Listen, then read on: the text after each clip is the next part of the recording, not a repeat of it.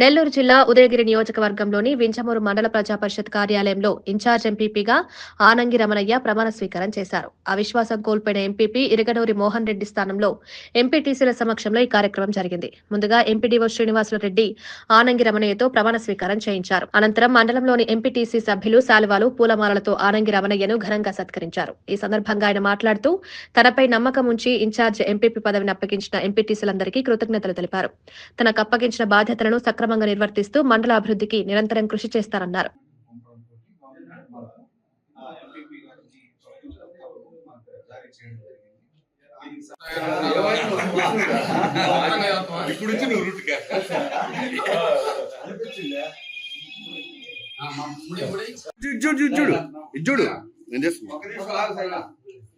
చూడు ఒకసారి okay sir మొత్తం ఫోటో రావట్లేదు స్వామి మూడు కొట్టినా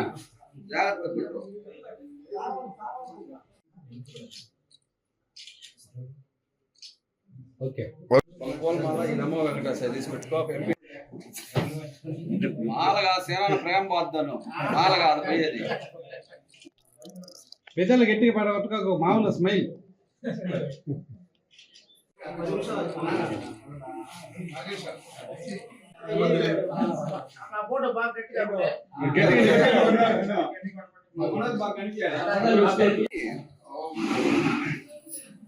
తప్పుడు పక్కన పక్కన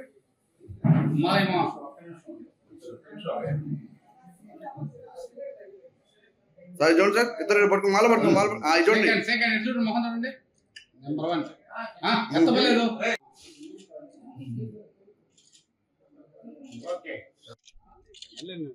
తమ్ముడు పక్కన వాళ్ళిద్దరు బాత్రూమ్ ఎందుకంటే ఒక్క నవీన్ ఫోటో కూడా లేదు అయింది ఎట్లా వస్తుంది